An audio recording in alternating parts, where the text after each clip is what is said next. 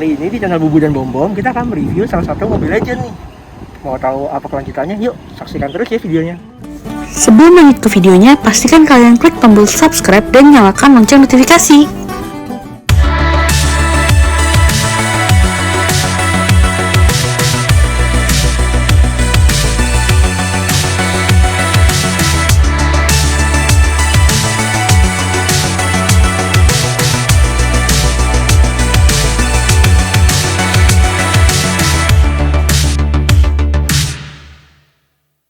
Nah ini guys, mobil yang mau gue review yaitu Yaris Bapau.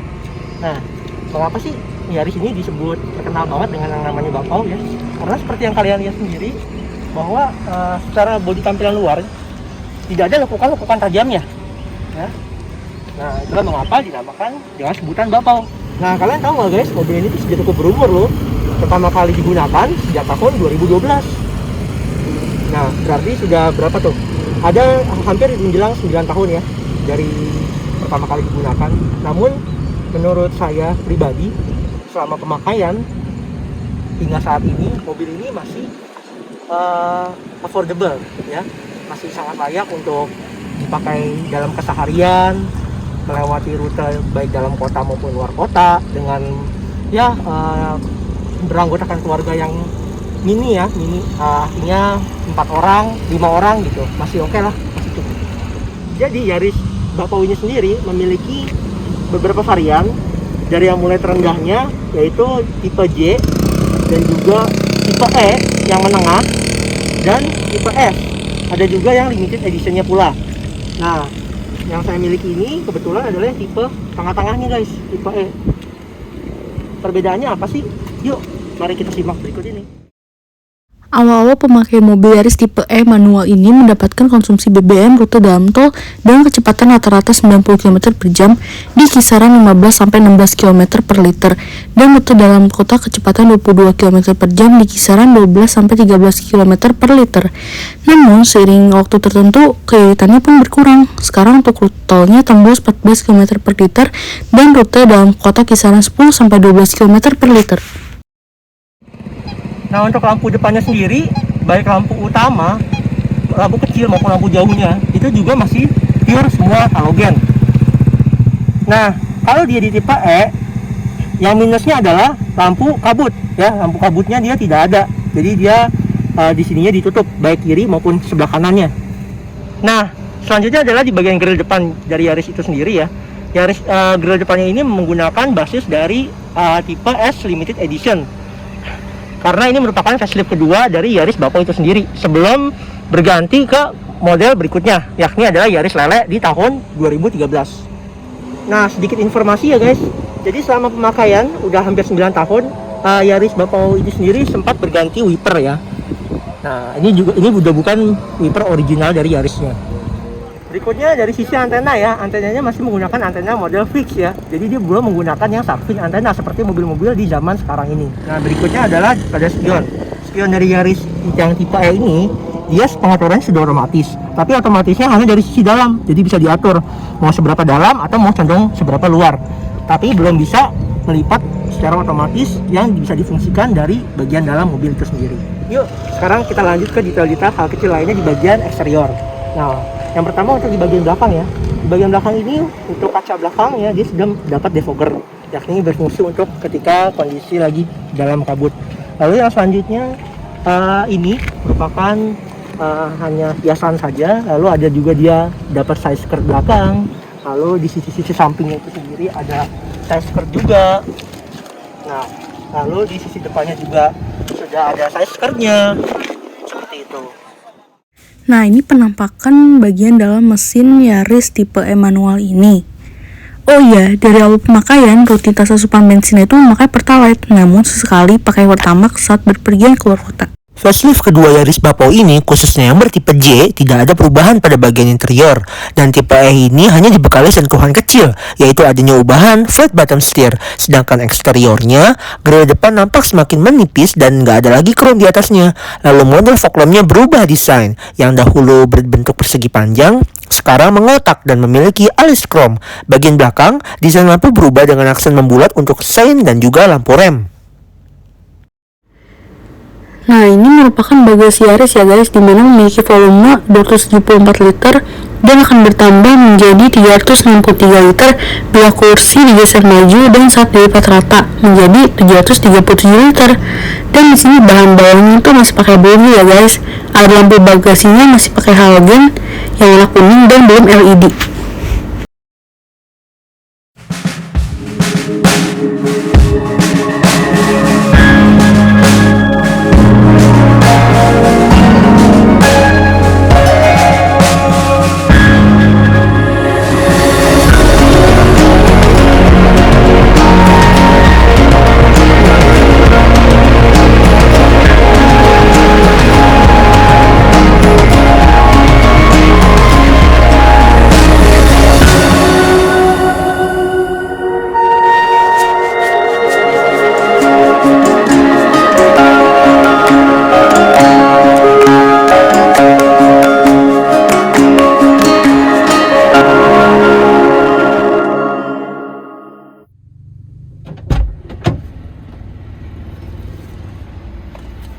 Oke, yuk guys. Tadi kita sudah membahas sisi dari luar mobil ya. Nah sekarang saatnya kita membahas bagian dalam mobilnya. Pertama-tama untuk tutup pintunya sendiri bunyi seperti ini. Ya, kurang lebih seperti itu. Lalu kita mau mencoba bagaimana sih suara dari engine itu sendiri. Kita mulai starter. Oh ya, untuk informasi lagi ya, untuk Yaris tipe E ini dia belum menggunakan smart engine ya, maksudnya smart stop button ya, yang dimana tidak ada kunci lagi seperti ini. Jadi untuk ada akses dari luar itu smart key ya, langsung dipencet saja itu sudah bisa untuk akses baik membuka pintu maupun juga menutup pintunya. Nah ini belum ya untuk Yaris tipe E, semua masih menggunakan kunci. Untuk starter seperti biasa kita harus injak yang namanya kopling. Nah kebetulan ini adalah tipe manualnya ya. Nah, kurang lebih suara dari mesinnya itu sendiri seperti ini guys. Yuk, sebelum kita mulai, saya ingin memberitahukan terlebih dahulu ya, ini mobil sudah sangat banyak barang ya. Di bagian penyimpanannya sendiri ya, sudah juga ada yang sedikit-sedikit baret ya, karena bekas naruh-naruh barang. Oke, yang pertama kali adalah di sisi dimana ya, spionnya dulu ya kita membahas ya. Nah untuk Yaris tipe ini sendiri dia sudah auto ya untuk sisi drivernya. Nah kalian bisa lihat baik dia up dan juga dia down, dia sudah auto semua dan bukaan tutupnya juga habis ya. Nah untuk yang kiri kanan depan belakang dia harus dipencet, ditahan ya, jadi dia belum auto up dan down. Oke, untuk kisi-kisi AC nya sendiri ya, dia sudah menggunakan list chrome seperti ini. Ini kita bisa menutup tapi udara dinginnya masih keluar ya, baik sisi kanan maupun kiri. Jadi kalau berfungsi nih untuk misalnya minuman dingin agar tetap dingin, ini ada tempat penyimpanan ya, konsol box kecil baik di sisi kiri maupun sisi kanannya. Nah yang selanjutnya untuk spion ya, seperti yang sudah saya jelaskan di bagian depan, spionnya itu bisa pengaturan mirror dari dalam. Misalnya kita mau ngatur yang sisi kanan dari spion, kita tinggal pencet R maksudnya. Nah ke arah mana kita mau menginginkannya sesuai dengan posisi duduk pengemudi. Lalu sisi sebaliknya juga seperti itu, namun tidak bisa melipat secara otomatis. Yang berikutnya untuk bagian dari setirnya ya.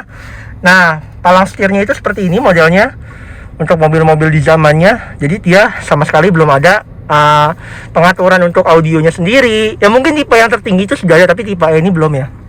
Lalu yang berikutnya untuk lampu-lampunya pengaturan yang ini berada di sini ya. Untuk lampu untuk off, lalu untuk lampu kecil, lalu untuk lampu jauh ya seperti itu, dan ini untuk lampu dimnya gitu. Jadi dia belum sama sekali auto.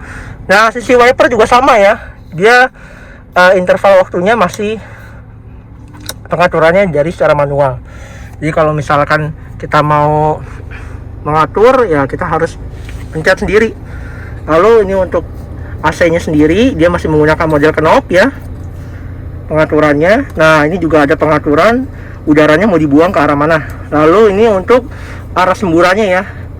Nah dia sudah lengkap nih, model knob juga. Lalu dia juga sudah ada heater di bagian sininya, bisa di on off kan. Lalu untuk sisi-sisi penyimpanannya ya, walaupun ini mobil tergolong mini ya, tapi lumayan cukup banyak loh. Nah, di sisi sini, lalu di sini bisa untuk botol minuman yang 600 ml. Lalu di sisi sini ada dua ya, baik atas maupun di bawahnya, seperti itu. Lalu untuk di sininya juga ada, sampingnya kiri kanan, lalu di sini, lalu di sisi sininya juga ada. Tuh, dekat handbrake. Lalu di sini bisa ada juga, sama ya. Nah, kurang lebihnya seperti itu. Jadi cukup banyak lah untuk mobil sekecil ini. Yang berikutnya kita bahas adalah tampilan dari speedometer ya. Nah, maaf agak berantakan karena banyak sekali barang. Nah, ini kalian bisa lihat tampilan speedometer dari Yaris model Bapau ya. Seperti ini. Jadi sangat sederhana untuk mobil di zamannya. Tapi walaupun sesederhananya ya, dia masih ada digitalnya loh di sini. Nah, kalian bisa lihat ya. Ini untuk pengaturan dari bensin menggunakan model bar, jam, dan juga odometer yang menunjukkan total tempuh ya dari jarak waktu berkendara. Lalu berikutnya ini ada trip A, trip B, dan juga balik lagi ke odometer itu sendiri. Nah, untuk pengaturan jam, dia bisa menggunakan dari sisi yang sebelah sini. Lalu untuk mengembalikannya seperti semula, lalu kita tinggal pencet lagi yang sebelah sini. Nah, itu juga ada indikator seat belt ya. Yang berikutnya adalah spion ya. Spion tengahnya dia masih pakai day night view biasa ya. Bisa dicetakkan kalau misalnya silau ya, kena dim dari kendaraan di belakang. Lalu untuk yang selanjutnya adalah kita bahas tentang bagian ini. Nah, ini masih menggunakan kaca seperti biasa, namun belum ada lampunya. Penumpang kiri juga sama ya, dia sudah ada kaca tapi belum ada lampunya. Lalu untuk hand gripnya seperti biasa mobil-mobil zaman sekarang ya, untuk penumpang untuk driver belum ada karena memang tidak diperbolehkan untuk alasan keselamatan. Nah, untuk sisi-sisi penumpang ya, depan baik itu belakang kiri kanan, itu dia sudah ada ya hand gripnya. Yang selanjutnya untuk bagian dari seat belt ya. Nah, seat beltnya ini bisa diatur nih arah ketinggiannya. Kita bisa disesuaikan dengan seberapa nyamannya kita mau ngemudi ya. Mau segini, kita tinggal tarik aja ininya. Kita tarik, kita tahan. Nah, kita turunin bisa segini, bisa ya. Kita bisa atur lah pokoknya. Mau setinggi apa arah dari seat beltnya, baik penumpang depan maupun dari pengemudi. Oh iya, sedikit informasi guys. Untuk AC di tengah-tengah ya, ini kita juga bisa atur nih arahnya. Nah, kita mau kemana menggunakan knob yang ada di sini, dan juga kita bisa tutup nih. Kalau misalnya kita lagi kedinginan gitu ya, kita tinggal atur aja nih pakai knob yang di sini, kita bisa tutup tuh. Walaupun masih ada hembusan angin ya yang keluar, sama seperti yang di sisi-sisi AC pinggir ya, masih ada hembusan angin, tapi ini sudah sangat lumayan ya. Kalau misalnya kedinginan kalian bisa tutup gitu. Ya, selanjutnya untuk tampilan dari audionya itu sendiri seperti ini ya. Audio dari Yaris Bapau 2012.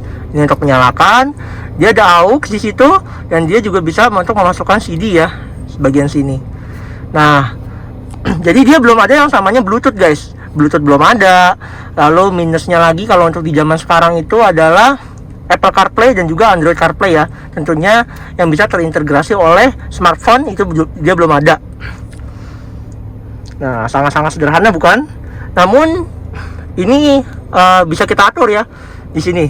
Audio controller itu seperti apa? Kita tinggal pencet di sini. Nah, ini ada leveling bassnya dari 1 sampai 5. Lalu juga ada tray-nya sendiri kita bisa atur. FAD-nya kita bisa atur, BAL kita bisa atur. Seperti itu. Jadi lumayan lah untuk sedikit-sedikit ada aura-aura dari jenis musik yang kita mau mainkan ya. Nah, ini kebetulan ya Yarisnya tipe manual. Dan untuk handbrake-nya sendiri dia masih model tarik. Nah, ini dia. Di sini dia untuk tombol aux-nya ya. Tuh, menggunakan audio jack 3,5 mm. Lalu di sini ada yang untuk merokok ya. Kita bisa buka. Kita bisa sambungkan dengan kompartibelnya. Oke. Untuk lampu baca sendiri dia masih halogen ya. Cuma lampunya lumayan banyak nih untuk mobil sekecil ini. Ini untuk lampu bagian depan dan untuk lampu bagian tengah ataupun belakang ya. Di sini ya. Nah. Tuh, semuanya masih halogen guys. Yang berikutnya adalah tentang build quality dari Yaris itu sendiri ya. Nah, build quality itu sendiri kalian bisa dengar ya.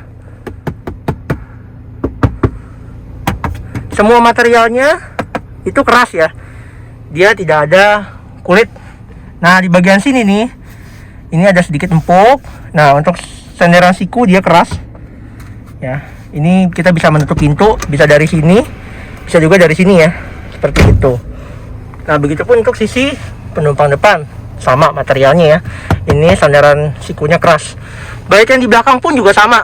Jadi totally materialnya itu tidak ada yang empuk sama sekali. Ya, ini adalah untuk membuka kap mesin dan ini adalah untuk membuka tangki bensin. Nah, ini untuk pengaturan konfigurasi dari jok Yaris Bapau 2012 ya. Dimana kita bisa atur nih ketinggian kursinya ya, dan juga slidingnya, lalu juga maju mundurnya seperti itu. Tapi dia untuk lumbar seat ya, dia belum ada lah tentunya. Oke. Nah, baik untuk di pengemudi maupun di penumpang depan sama ya, arah pengaturannya seperti itu. Oke, duduk di bangku belakang dari Yaris.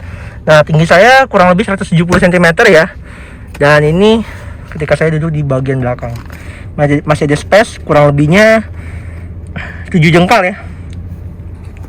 Seperti itu. Dengan ukuran mobil segini bagaimana menurut kalian guys? Cukup luas kah atau masih kurang? Nah, ini untuk bukaan kacanya ya, di baris belakang itu agak sedikit berbeda dengan yang bagian depan ya. Dia juga bukaannya full ya, seperti itu. Oh ya, for your information, dia belum ada sensor jepit di sini. Oke, ini untuk sisa storage di bagian belakang ya. Nah, ini untuk botol 600 ml dia bisa masuk, dan begitu pula di bagian kiri ya, seperti itu. Untuk headrest ya, headrestnya, nah dia sudah bisa diatur nih ketinggiannya nih, baik di sisi driver maupun di penumpang depan. Keduanya sudah bisa diatur. Lalu untuk ini bagian sini sudah ada sisi kiri dan juga sisi kanan lengkap ya, penyimpanan. Jadi cukup banyak ya untuk mobil kecil. Lalu untuk bagian belakang nih, minusnya adalah headrestnya dia cuma ada di sisi kiri maupun sisi kanan. Jadi dia belum ada di tengah-tengah. Jadi untuk kalau penumpang tengah nih, ya kita coba ya. Nah kebetulan di sini gundukan belakangnya ya, yang kalian bisa lihat ya, dia hampir tidak ada ya, tidak berasa sama sekali. Jadi untuk naruh kaki di tengah-tengah kayak gini nih, ini masih nyaman, cukup nyaman gitu ya. Kecuali yang ukuran kakinya memang lumayan panjang juga ya, lebih dari 42 lah. Nah tapi minusnya adalah headrest, jadi tidak ada headrest, jadi kepala yang ngedengak gini. Oke guys, sekarang kita masuk ke tahap bagian terakhir dari review kali ini, yakni kita mau tes jalan.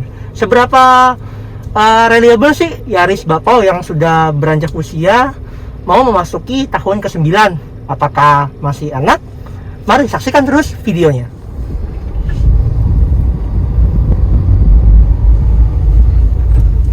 Nah, di tes jalan kali ini kita mau ngetes bagaimana sih radius putar dari mobil ini. Gitu ya kan, seperti kalian yang ketahui ya, kalau untuk Yaris sekarang ini rata-rata bermasalah di bagian radius putarnya itu sendiri. Nah, ini Yaris seperti apa sih? Ayo kita coba di sini. Nah.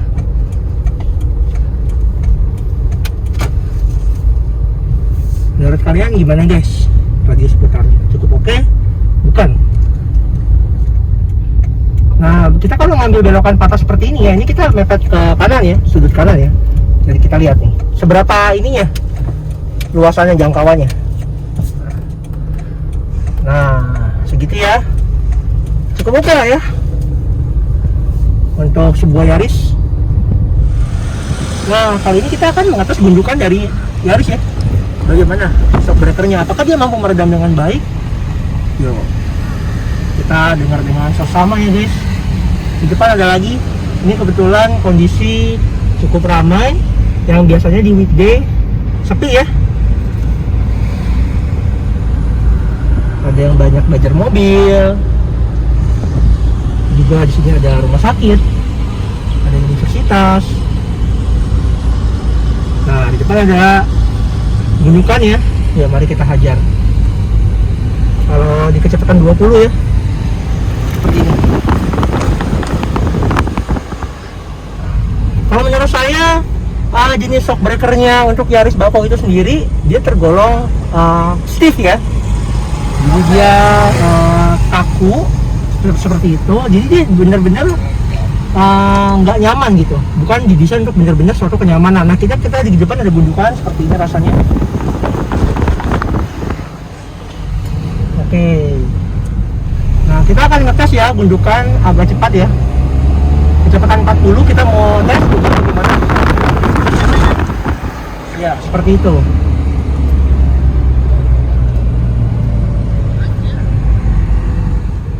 Jadi gimana guys, setelah kalian tadi dengar sendiri itu dari shockbreaker Yaris itu sendiri, kalau menurut saya sih desain dari shockbreakernya emang diarahkan bukan kepada sisi kenyamanan ya. Kayak misalnya mobil-mobil zaman sekarang itu Avanza juga sudah mulai membaik ya dari sisi shockbreaker, lalu juga ada Toyota Rush itu juga sangat empuk gitu. Jadi emang melewati jalan-jalan yang rusak gitu ya, itu nyaman sekali gitu ya, enak. Nah kalau untuk Yaris tahun 2012 ini gitu ya, itu menurut saya belum didesain emang buat kenyamanan, itu belum. Jadi dia lebih ke arah apa ya, fun to drive ya.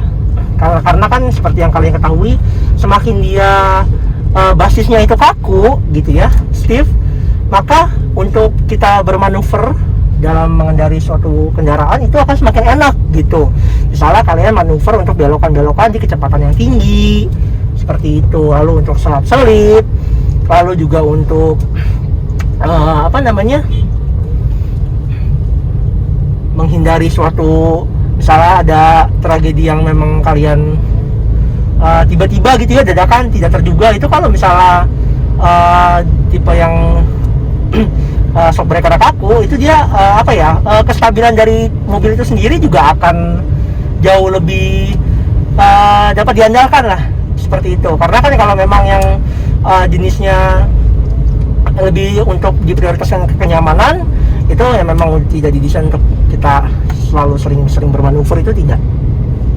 Oke, yuk sekarang kita akan coba akselerasi ya. Akselerasinya nggak yang 0 sampai 100, enggak kok. Karena ini kalian bisa lihat ya, sangat-sangat padat di sini guys. Jadi nggak memungkinkan ya, banyak banget masyarakat yang olahraga seperti itu, juga yang belajar mobil ya, bahkan ada yang main bola tuh kalian bisa lihat ya. Nah jadi nggak memungkinkan ya untuk akselerasi 0 sampai 100, 0 sampai 60 juga tidak. Kita akan coba aja sedikit ya, bagaimana sih rasanya berakselerasi ringan gitu ya.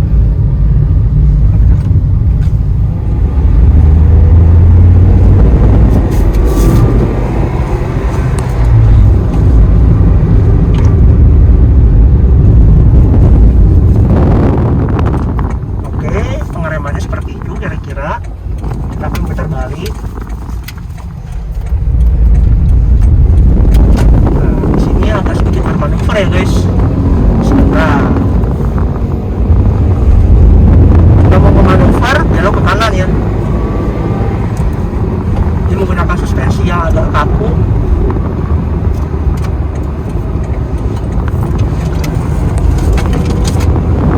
Ya, manuver dengan kecepatan tadi berapa? 50 ya kayaknya. Bagaimana menurut kalian semua?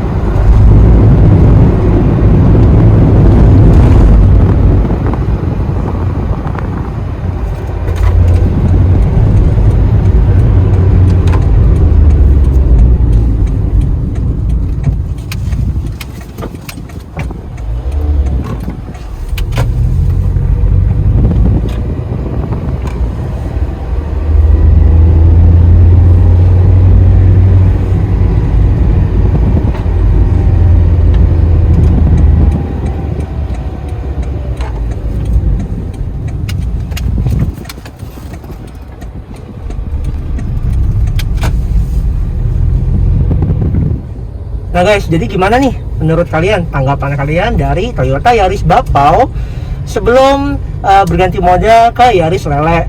Dari overallnya seperti apa? Dari mulai build quality, desain, dan juga keasikan berkendara, lalu segi kenyamanan juga termasuk ya.